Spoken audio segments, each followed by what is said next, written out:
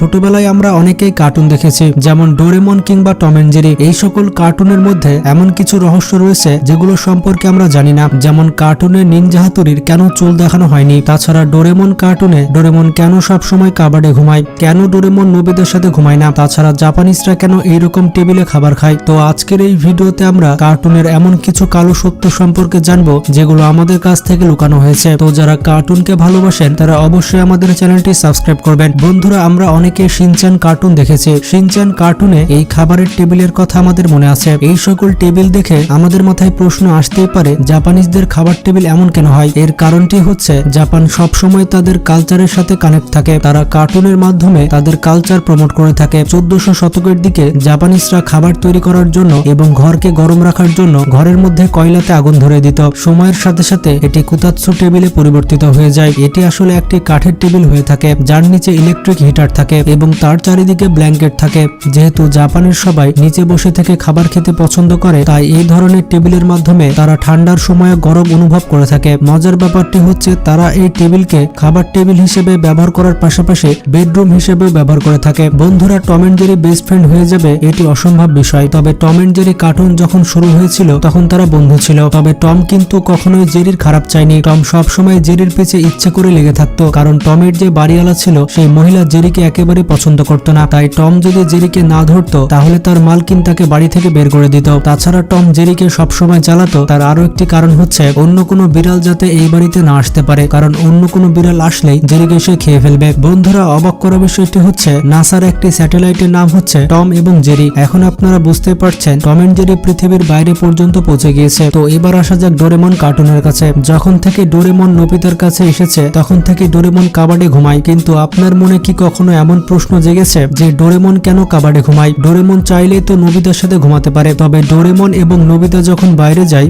তখন তারা একসাথে ঘুমিয়ে থাকে, কিন্তু যখন তারা বাসাতে থাকে তখন তারা একসাথে কোনোভাবেই ঘুমায় না। তো যেমনটা জানেন, ডোরেমন আসলে একটি ফিউচারের রোবট, আর ফিউচারের রোবটদের নিজের নিজের বাড়ি থাকে। এর পাশাপাশি তাদের প্রাইভেসিও আলাদা থাকে, যার কারণে ডোরেমন যখন নোবিতার সাথে দেখা করে তখন থেকে ডোরেমন চাইতো তার একটি আলাদা রুম হোক, কিন্তু নোবিতার বাসায় ডোরেমনের থাকার জন্য আলাদা কোনো রুম ছিল না। ডোরেমনের আলাদা থাকার স্বপ্নই থেকে যায়। এই কারণে ডোরেমন কাবাডকে তার নিজের রুম বানিয়ে নেয় এবং সেখানেই ডোরেমন ঘুমিয়ে থাকে। তাছাড়া একটি এপিসোডে যখন নোবিতা ডোরেমনকে বলেছিল, যদি আমাদের কাছে বেশি টাকা থাকতো তাহলে তোমার থাকার জন্য আমি আলাদা একটি রুম করে দিতাম। এই কথা শোনার পর ডোরেমন অনেক খুশি হয়ে গিয়েছিল, কিন্তু দুর্ভাগ্যজনক বশত ডোরেমনের সকল এপিসোডে ডোরেমনকে কখনোই আলাদা রুম দেওয়া হয় না, যার কারণে সে কাবাডে ঘুমিয়ে থাকে। ডোরেমন কার্টুন সিরিজে এমন একটি ক্যারেক্টার রয়েছে যে ক্যারেক্টারকে সব থেকে কমবার দেখানো হয়েছে এবং সেই ক্যারেক্টার হচ্ছে সুজুকার বাবা। সুজুকার বাবাকে ডোরেমনের সব থেকে কমবার দেখানো হয়েছে। এই ক্যারেক্টার সম্পর্কে আমরা তেমন কিছুই জানি না।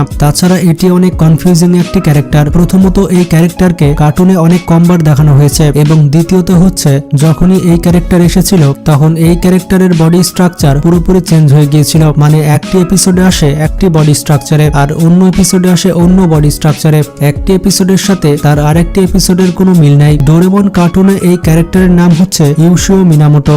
শুধুমাত্র ডোরেমন কার্টুন সিরিজেই নয়, ফুজিগো ফুজোর যে অরিজিনাল স্টোরি ছিল সেই অরিজিনাল স্টোরিতে সুজুকার বাবাকে আলাদা আলাদা ক্যারেক্টারে দেখানো হয়েছিল। এক কথায় বলা যেতে পারে এটি অনেক কনফিউজিং একটি ক্যারেক্টার। তবে অনেকেই মনে করে সুজুকার মা 2 থেকে 3টি বিয়ে করেছে, যার কারণে বিভিন্ন এপিসোডে তার বাবাকে আলাদা আলাদা দেখানো হয়েছে। বন্ধুরা, আরেকটি মজার ফ্যাক্ট হচ্ছে নোবিতার মায়ের মধ্যে অনেক মিস্টারি লুকিয়ে আছে, আর এই রহস্যটি রয়েছে নোবিতার মায়ের চোখের মধ্যে। যখনই নোবিতার মাকে বিয়ের আগে দেখানো হয়েছে তখন তার চোখগুলোকে অনেক বড় করে দেখানো হয়েছে। মানে যখনই তিনি তার চশমা খুলতেন তখন তার চোখগুলো অনেক বড় বড় ছিল।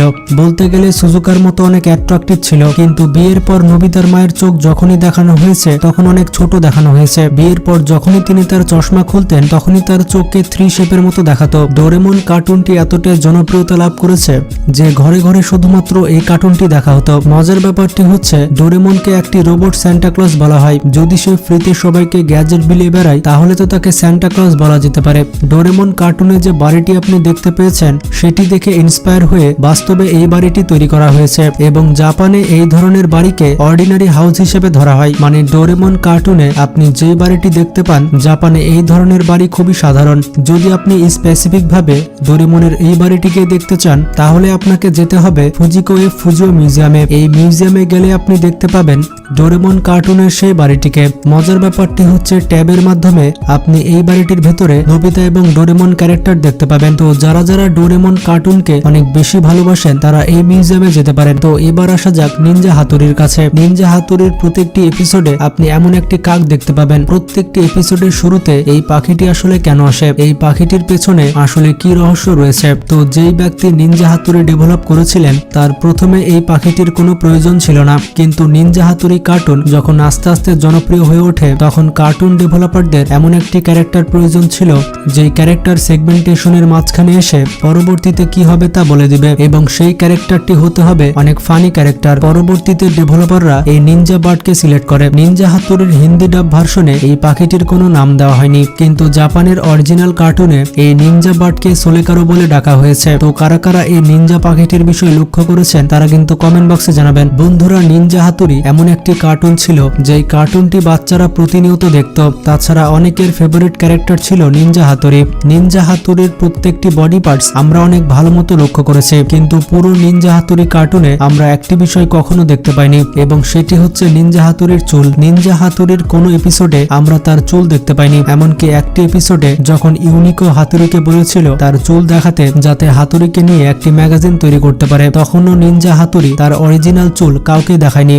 যখনই হাতুড়িকে তার চুলের ব্যাপারে জিজ্ঞেস করা হয় তখন বারবার হাতুড়ি উত্তর দিয়েছিল যে একজন সত্যিকারের নিনজা তার সিক্রেট কখনোই প্রকাশ করে না। কিন্তু যে ব্যক্তি নিনজা হাতুড়ি ডেভেলপ করেছিলেন তাকে এই বিষয়ে জিজ্ঞেস করা হলে তিনি এই বিষয়ে বলেছিলেন যদি নিনজা হাতুড়ির চুল দেখানো হয় তাহলে তার চুলের স্টাইল হবে আমারার মতো, মানে আমারার চুলের স্টাইল যেমন নিনজা হাতুড়ির চুলের স্টাইলও তেমন হবে। তাছাড়া নিনজা হাতুড়ির বাবা হাতুড়িকে বলে দিয়েছিল তার চুল যেন কেউ না দেখতে পায়। এটি নিনজাদের রুলস এবং রেগুলেশনের মধ্যে পড়ে, যার কারণে হাতুড়ি কখনোই কাউকে তার চুল দেখায়নি। তো এই সকল কার্টুন সিরিজের মধ্যে আপনার পছন্দের কার্টুন কোনটি ছিল সেটি অবশ্যই কমেন্ট করে জানাবেন। আর বড় হয়ে কারা কারা এখনো কার্টুন দেখেন তারা কমেন্ট বক্সে লাভ রিয়াক্ট দিন। তো নিজে ভালো থাকবেন, অপরকে ভালো রাখবেন। Take care.